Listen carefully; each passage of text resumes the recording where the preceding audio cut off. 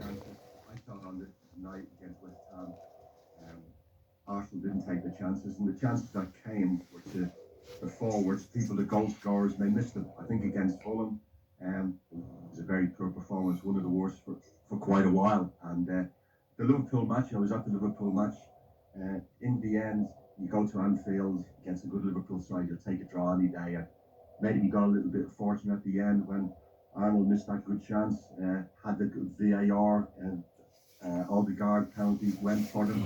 So it was a good draw. And I think the cup, this round, two big hitters early doors drawn against each other. I think Arsenal, with a 2 week break, will put out a strong side. It'll be interesting to see how Klopp plays them with a game in midweek. Plus, you play a Liverpool without Mo Salah, a different side. Yeah, Dave, I just watching the games myself, been quite a few games this season, and I just think the build-up from last season is a little bit slower. I mean, I was at the Fulham game at home, and certain teams now are knowing how to play against Arsenal, where, you know, we can hit them on the break, like West Ham did.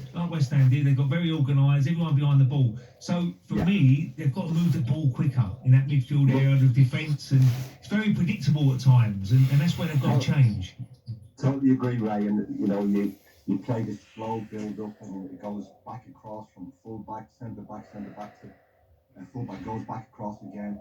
And in our transition side of things, we've got to break quicker because we've got in Martinelli and Saka, particularly people to put you on the wing there.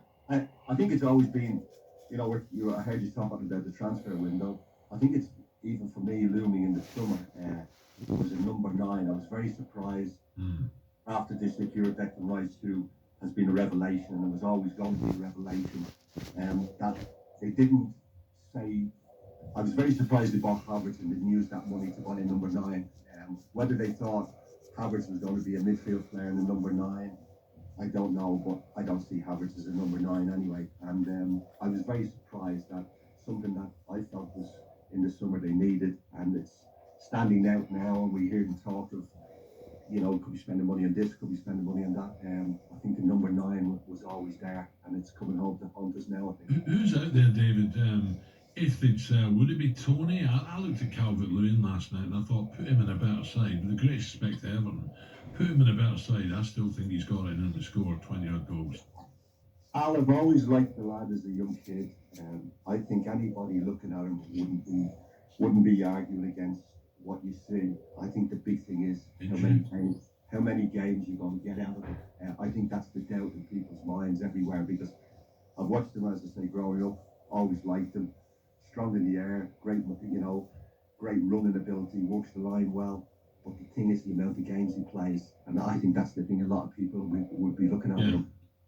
Dave, it's been a weird season really in the Premier League, because you've seen Man City drop points when you never knew they'd drop 2 points against Palace when they're cruising. Liverpool not played brilliant. I'm sure every Liverpool fan would agree with me there, but they're still getting results. So no one's really putting their stamp down and saying, look, we can really kick on here. And one team who's going very well is Aston Villa. I mean, Emre's done a brilliant job, and they're sitting there in that pack there, ready. And is it possible they could win it? You know, I'm sure. Well, it is. Of course, it's possible, but will they win it? Ray, I don't think so. But I think Unai's done a brilliant job. But it's about seizing the opportunity. I think Arsenal had an opportunity when they were so many points ahead last season. They didn't do it. That might never come again. Leicester, when they had the chance, everybody said, "Will they do it?" They seized that opportunity. They seized that opportunity, and as I say, that might never come again. But they took it. So we had a great chance last. The thing you always fear is Man City, if they click into gear, and they did. They got the flavour for it. I think Pep's big thing there is resonating these players to get them going again. And he hit the spot last season at the right time, and they went on and kicked on. And is De Bruyne coming back? People like that going to give them that taste of it. I think the two teams that the challenge if City are going to lose the title, Liverpool and Arsenal. And looking at, you know, when we say looking at the Liverpool match a few weeks ago, I still think the thing that Liverpool are missing that would really put them really in a real prime position is if they'd have bought a Declan Rice. I think they're still lacking that defensive midfield player of that quality. Like Man City have Rodri. I think we've got, as I say, Declan Rice, and they're the two really best midfield players in the country. And Liverpool haven't gone in place and replaced the Firmino in that role. And I think that's what they're missing. And that's what they could lose out on costing. David, just a quickie on last night. Poor game for me. Yeah. But the red card, oh my God. What is happening to our game, David? Poor game. I thought it was always going to be a dure game. It's going to be a hard one to call. But VAR, look, I can't stand VAR. I wish they'd take it away. We've got a great product here, and we brought something in to improve it. And I think it's killing the game more than anything else. And if you tell me that people are going to be sent off for that, it's frightening. And I think referees can go over and look at the screen and have time and judge that and say afterwards that the player should be on. It's a complete joke. David, even you would have been sent off in this era. You never were sent off. The only time you were sent off was in a reserve game with me. Do you remember that, David? Right, I remember at QPR. Yeah, QPR. George Graham sent me to get fit because I think I missed a couple of games with an injury. He said, this game will give you like a calm midweek before you play the weekend. And he rang me up in the afternoon and said, what the hell have you done? I said, I questioned the referee on something, and he said, how dare you talk to me? You walk off, Mr. O'Leary. And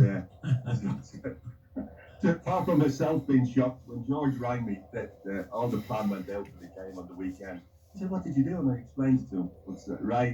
I forgot you played in that I game. got sent off as well. Yeah, I got sent off. I mean, that with 9 men, 8 men at the end, I don't know.